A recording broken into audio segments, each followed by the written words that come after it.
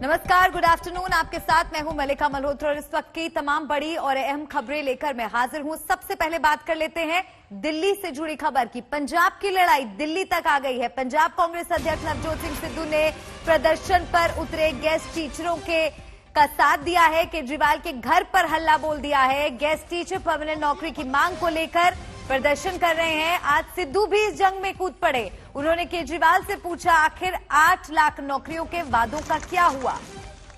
स्थायी नौकरी की मांग को लेकर गेस्ट टीचर्स का प्रदर्शन चल रहा है और आप देख सकते हैं बड़ी संख्या में वहां पर टीचर्स इकट्ठा हैं, प्रदर्शन कर रहे हैं। 8 लाख नौकरियों के वादे का क्या हुआ, ये कहा नवजोत सिंह सिद्धू ने, जो कि इस प्रदर्शन का हिस्सा बने हैं।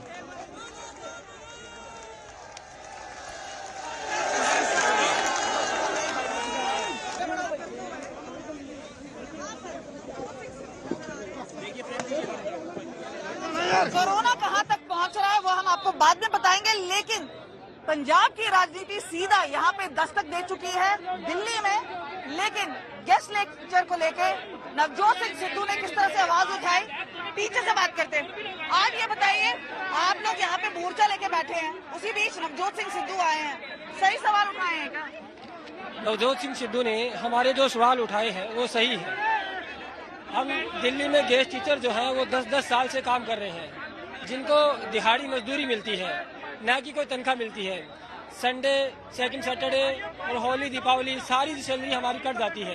केजरीवाल ने बोला था, वादा किया था गेस्ट टीचरों को परमानेंट करने के लिए, मगर उन्होंने अपना वादा नहीं निभाया। नवजोत सिंह सिद्धू यहाँ पर पहुंचे, आप देख सकते हैं यहाँ पर लोग बैठे हैं, लेकिन एक तरह का एक्सपोजे किया है और कहा है कि वो जन कल्याण जब अपने प्रदेश में नहीं कर पा रहे तो पंजाब का क्या कर पाएंगे।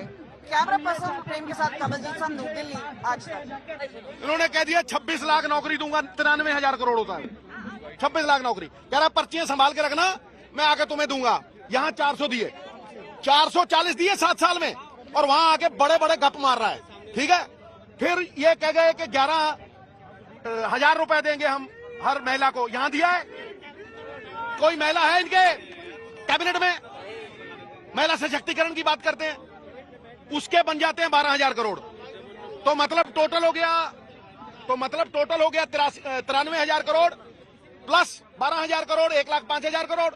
फिर कहते हैं 2 किलोवाट बिजली फ्री, 3600 करोड़। 3600 करोड़ वो हो गया। 1,10,000 करोड़ तुमने अनाउंस कर दिया।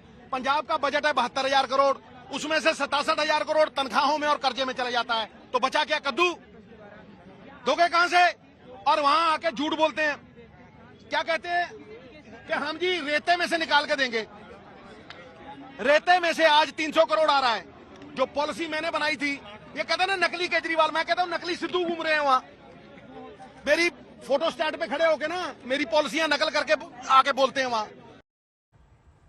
तो दिल्ली सरकार के गेस्ट टीचर स्थायी नौकरी की मांग को लेकर मुख्यमंत्री केजरीवाल के घर के बाहर धरना प्रदर्शन कर रहे हैं, जिसमें उन्हें साथ मिल रहा है नवजोत सिंह सिद्धू का। आगे बढ़ते और अब बात करते हैं कोरोना की। देश में ओमिक्रॉन का खतरा बढ़ रहा है। कर्नाटक, गुजरात और महाराष्ट्र के बाद अब दिल्ली में भी ओमिक्रॉन वेरिएंट ने दस्तक दे दी है। भारत में अब तक 5 लोग ओमिक्रॉन वेरिएंट से संक्रमित हो चुके हैं। दर्जनों संदिग्ध मरीजों की जीनोम सीक्वेंसिंग भी की जा रही है, जिनकी रिपोर्ट का अभी इंतजार है।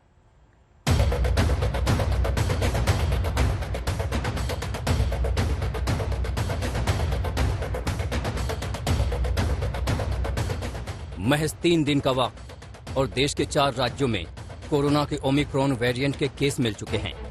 नए वेरिएंट का 5वां केस देश की राजधानी दिल्ली में मिला। दिल्ली में ये पहला मामला है। विदेश से आए 17 लोग दिल्ली के LNJP अस्पताल में भर्ती थे। इनमें से तंजानिया से आए शख्स में ओमिक्रॉन की पुष्टि हुई। एयरपोर्ट पर जो भी लोग आ रहे हैं, अफेक्टेड कंट्री से जितने भी लोग हैं, उनका सबका टेस्ट किया जा रहा है एयरपोर्ट के ऊपर।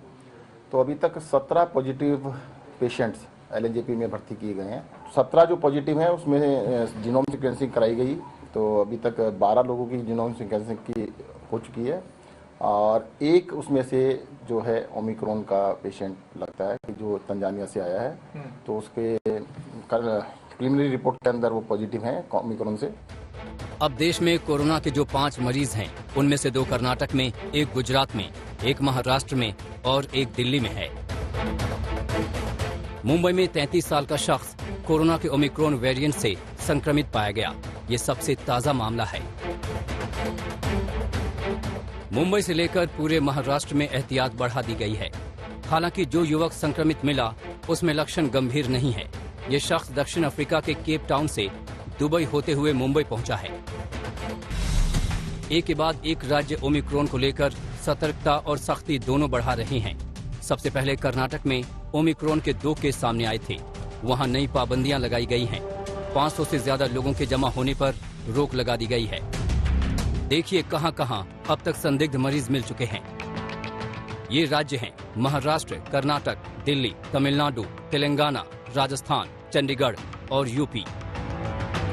सभी संदिग्ध मरीजों के सैंपल जीनोम सीक्वेंसिंग के लिए भेजे गए हैं। सिर्फ महाराष्ट्र में 32 संदिग्ध मरीज हैं। इसमें अकेले 14 मुंबई में हैं। दिल्ली में हाई रिस्क देशों से आए 15 लोग अस्पताल में भर्ती हैं। इनमें 9 तो कोरोना पॉजिटिव हैं, बाकी 6 में भी लक्षण हैं। तमिलनाडु में विदेश से आए 3 मुसाफिर कोरोना पॉजिटिव हैं। वहीं तेलंगाना में एक महिला का कोविड सैंपल जीनोम सीक्वेंसिंग के लिए भेजा गया है। राजस्थान के जयपुर में भी 9 मरीज संदिग्ध हैं। इनमें से 4 हाल ही में साउथ अफ्रीका से आए हैं। चंडीगढ़ में साउथ अफ्रीका से आई महिला को होम क्वारंटीन किया गया, लेकिन वो एक 5 स्टार होटल में मिली। लखनऊ में 2 महिलाएं संक्रमित पाई गई। दोनों ही महिलाएं हाल ही में केरल से वापस लौटी हैं। संक्रमण का खतरा चौतरफा है। एक्सपर्ट इसे डेल्टा वेरिएंट से 5 से 6 गुना ज्यादा संक्रामक मान रहे हैं। ओमिक्रॉन के इसी खतरे को लेकर केंद्र सरकार ने सभी राज्यों को अलर्ट किया है। वहीं विदेश से आने वाले सभी यात्रियों की कोरोना टेस्टिंग अनिवार्य है। राज्य सरकारों ने भी कई कदम उठाए हैं। सरकारें सक्रिय हैं। अब अगर पब्लिक भी साथ दे तो ओमिक्रॉन का मुकाबला आसानी से हो पाएगा। आज तक ब्यूरो। दिल्ली में जिस शख्स में ओमिक्रॉन वेरिएंट की पुष्टि हुई है उसे फिलहाल एलएनजेपी अस्पताल में रखा गया है। इसके बारे में और जानकारी दे रहे हैं वहां के medical director doctor Suresh Kumar. सबसे पहले ये जानना जरूरी है कि इस मरीज में ओमिक्रॉन की पुष्टि हुई है, किस तरह के लक्षण पाए गए हैं और किस तरह का इलाज किया जा रहा है इस मरीज का। ये पेशेंट हमारे पास 2 तारीख को आया था इंटरनेशनल एयरपोर्ट दिल्ली से, और 2 तारीख के बाद इसका हमने टेस्ट किया। पहले आरटीपीसीआर टेस्ट कराया हमने, क्योंकि पहले इसका रेड पॉजिटिव था, तो दोबारा हमने आरटीपीसीआर करके और उसका जीन सीक्वेंसिंग के लिए सैंपल भेजा था, जो पॉजिटिव आया है। आज ही पॉजिटिव आया है। और जो सीक्वेंसिंग के लिए आपने सैंपल भेजे थे उनमें और भी सैंपल होंगे, तो बाकी जो लोग हैं उनके लिए राहत की खबर है?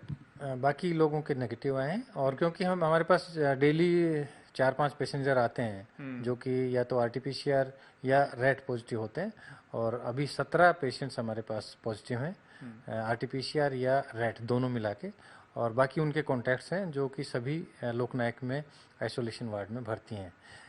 ये जो पेशेंट्स है इसको हमने अलग रूम में रखा हुआ है पहले से ही, क्योंकि ये तंजानिया से था, अफ्रीकन कंट्रीज थे, तो हमने पहले से ही इसको अलग रूम दिया हुआ था।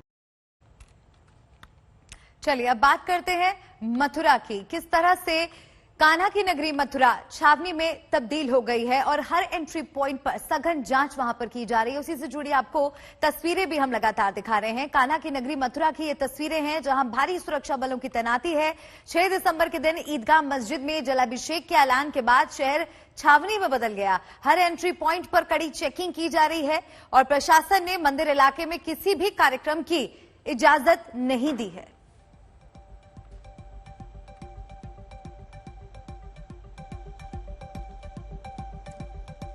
तो किसी भी तरह की घटना से निपटने के लिए पूरी तैयारी वहां पर सुरक्षा कर्मियों द्वारा की जा चुकी है। चप्पे चप्पे पर वहां पर बैरिकेड्स लगाए गए हैं। हर एंट्री पॉइंट पर सघन जांच की जा रही है। जो भी उस परिसर में प्रवेश करता है उसके डॉक्यूमेंट्स चेक किए जा रहे हैं, वेरीफाई किए जा रहे हैं। सुरक्षा को लेकर कड़े इंतजाम किए गए हैं और प्रशासन ने मंदिर इलाके में किसी भी कार्यक्रम की इजाजत नहीं दी है। हमारे साथ मथुरा के एसएसपी गौरव ग्रोवर हैं, हम उनसे सीधे बात करते हैं। सर, किस तरीके से ये क्या मैसेज आया है और उसके बाद आपने किस तरह से सिक्योरिटी टाइट की है? देखिए, कुछ दिन पहले सोशल मीडिया के माध्यम से ये जानकारी इस तरह से प्राप्त हुई थी कि कुछ संगठनों और व्यक्तियों द्वारा 6 दिसंबर और उसके आसपास की तिथियों में यहाँ पर कुछ यात्राएं या कुछ कार्यक्रम करने का आह्वान दिया गया है। यहाँ पर ऐसे किसी भी कार्यक्रम की कोई भी अनुमति निर्गत ना तो की गई थी और ना ही की जानी थी। जिस भी व्यक्ति ने ऐसे गैर पारंपरिक और नियम विरोधी कार्यक्रम से संबंधित कोई अनुमति मांगी थी, उनकी अनुमतियां तुरंत निरस्त की गई थी। इस पूरे क्षेत्र में धारा 144 पहले से लागू है और कोई भी ऐसा व्यक्ति यदि ऐसा कोई कार्यक्रम करता है या करने का प्रयास करता है या लोगों का आह्वान करता है, उस पर हमारे द्वारा नजर रखी गई है और उनके ऊपर कार्रवाई। क्या आपने कोई एक्शन लिया, किसी के खिलाफ कोई FIR दर्ज की है, कुछ लोगों को गिरफ्तार भी किया है? देखिए, ऐसे कुछ व्यक्तियों जिनकी गतिविधियों पर नजर रखी जा रही थी, उनको हमारे द्वारा पाबंद भी किया गया है, कुछ लोगों को डिटेन भी किया गया है। इसमें विशेष रूप से सोशल मीडिया पर हमारे द्वारा जो नजर रखी जा रही है, उसमें जिन व्यक्तियों द्वारा कुछ भ्रम फैलाने की कोशिश की गई, लोगों की भावनाएं भड़काने की कोशिश की गई, ऐसे व्यक्तियों के खिलाफ ऐसे ट्विटर अकाउंट्स या सोशल मीडिया अकाउंट्स के ऊपर FIR भी दर्ज की गई हैं और भी प्रत्यक्ष और अप्रत्यक्ष रूप से सभी लोगों की गतिविधियों पर नजर रखी जा रही है और अगर कोई व्यक्ति ऐसी गतिविधि करता है तो उसके ऊपर बहुत सख्त कार्रवाई की जाएगी। और चलिए रुक करते हैं नागालैंड से आई इस बड़ी खबर का। नागालैंड के मोन जिले में सुरक्षा बलों की फायरिंग में हुई मौतों पर हिंसा भड़क उठी है।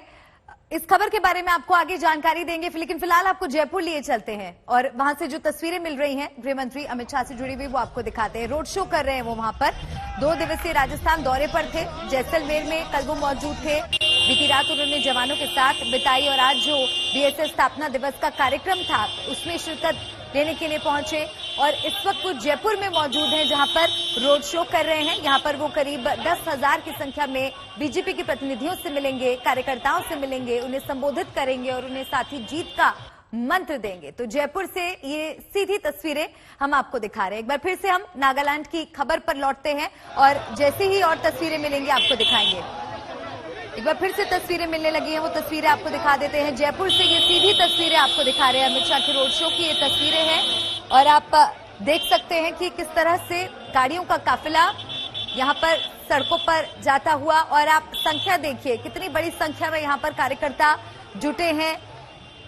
अपने बीच गृह मंत्री अमित शाह को पाकर तमाम कार्यकर्ताओं में बेहद उत्साह है और आज करीब 10,000 की संख्या में जनप्रतिनिधियों से वो मुलाकात करने वाले हैं, उनसे मुखातिब होंगे, उनसे बातचीत करेंगे, उन्हें जीत का मंत्र देने वाले हैं। प्रदेश कार्य समिति की बैठक में भी गृह मंत्री अमित शाह शिरकत करेंगे। तो रोड शो की तस्वीरें जयपुर से आपको दिखा रहे हैं और आप देखिए सुरक्षा के लिहाज से भी कड़े इंतजाम वहां पर किए जा रहे हैं। गाड़ियों के साथ ही सुरक्षा बलों की मूवमेंट लगातार और दोनों तरफ से आप देखिए सड़क के दोनों ओर यहां पर कार्यकर्ताओं की भीड़ गृह मंत्री अमित शाह का स्वागत करने के लिए। मेरे सहयोगी देव अंकुर मेरे साथ जुड़ रहे हैं। देव का रुख करते हैं। देव, हम तस्वीरें देख रहे हैं, बहुत बड़ी संख्या में यहां पर कार्यकर्ता जुटे हैं और बेहद उत्साहित नजर आ रहे हैं। क्या कार्यक्रम अमित शाह का इसके बाद? नजर आ रहे हैं। जी बिल्कुल, अमित शाह जयपुर पहुंच चुके हैं और जयपुर आने के बाद उनका एक 9 किलोमीटर लंबा रोड शो इस समय शुरू हो चुका है। अगर कैमरा पर्सन आपको दिखाएं कि किस तरह से यहां पर रोड की दोनों तरफ बीजेपी के जो झंडे हैं, जो जिन पर कमल का फूल लगा हुआ है, वो झंडे कार्यकर्ताओं नेताओं के हाथ में है और किस तरह से यहां पर जो अलग अलग जगहों पर कार्यकर्ताओं का जमावड़ा इकट्ठा है वो आप देख सकते हैं। इसके अलावा आप देख सकते हैं कि किस तरह से यहाँ पर जो राजस्थान की कल्चर है, हेरिटेज है, वो बाहर निकल कर आए, उसके लिए अलग अलग कार्यक्रम रखे गए हैं। जगह जगह पर केसरी, हरे और सफेद गुब्बारे हैं जो कि भाजपा के झंडों के जो रंग हैं उनमें वो दर्शाते हैं। और JECC जब वो पहुंचेंगे, जब गृह मंत्री वहां पहुंचेंगे